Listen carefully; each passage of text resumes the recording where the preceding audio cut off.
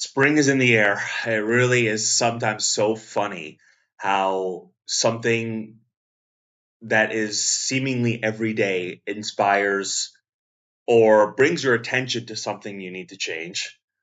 Yesterday, I had the privilege of going out to take the little lady for a dinner date. We went out to some sushi, and while we are just getting to where we need to get, I have my arms crossed, sitting, just waiting to get to our destination in the bus. And then I'm just feeling that we had lunch before, and I'm feeling a roll of some belly fat on underneath my arms. I'm just thinking to myself, and my wife turns to me and asks, what's on your mind? And I'm just thinking to myself, this roll of belly fat is what's on my mind. Since I was like 16, I've always noticed, like in pictures, like a ring of fat around, this love handle area, and it's it's something that at this point, at now 30 years old, it's time that I can do something about it. I'm in complete control of my diet. Realistically, this was something I could have done a long time ago, but it's just very funny how sometimes in the middle of what we're going through on a day-to-day basis, something catches our mind. And even though having access to go to a gym and whatnot, it's I always think that somehow I can exercise my love handles away. But fortunately,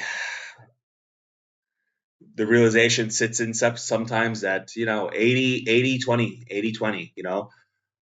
80% is just changing minor things, and 20% is just keeping up with it, or however the rule goes, particularly for dieting, and weight loss and physical health. 20% diet, 80% exercise. I'm sorry, 80% diet, 20% exercise.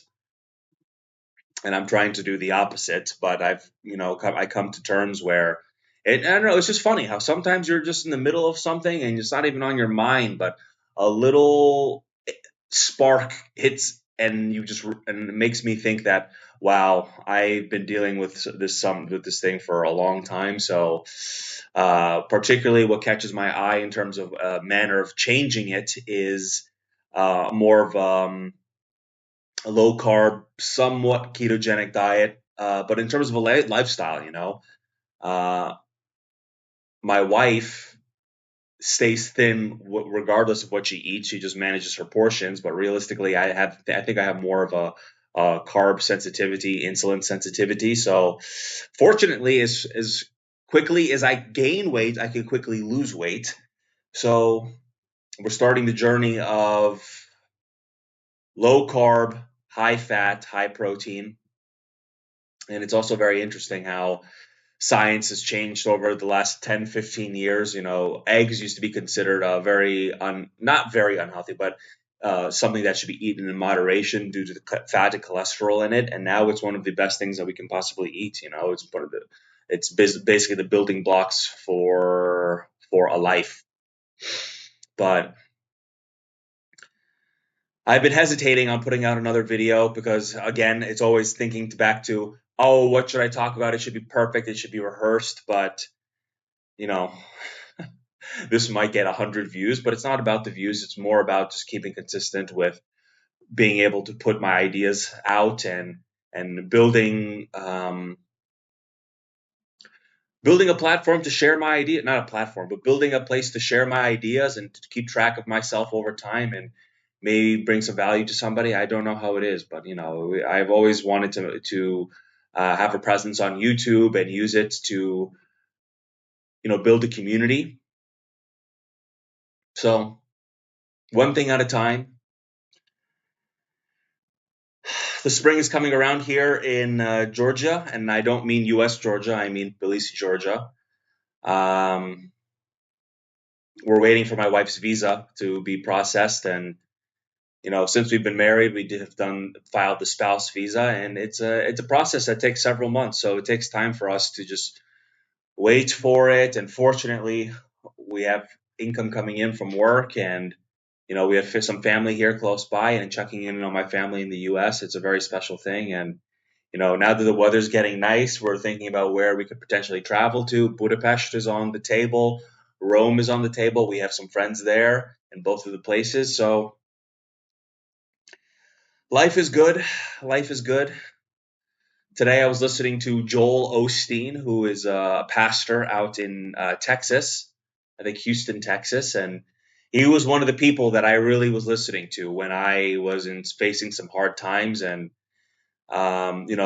discussion about these and the lessons about what these hard times were and what were learned is going to be coming out soon. But I'm thinking of a way to monetize these things, because honestly, these are some very personal stories that I don't want just floating around.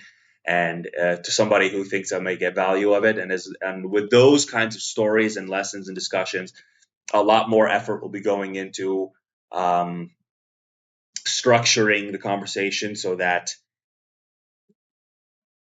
the maximum benefit can be taken of it for myself and for any viewers. So we'll see. I think Patreon will be an option but yeah, it's I feel blessed that I have a lot of ideas and I have a lot of things that I take that are interesting to me. But many times it's the common case of too many ideas, too little action. I'm sure just about anybody can relate with this. So that being said, I continue to think and also try to act little by little. Obviously, nothing's perfect, and if you listened up to this point, thank you so much. Any advice you have for me is wonderful, and thanks. Have a wonderful day.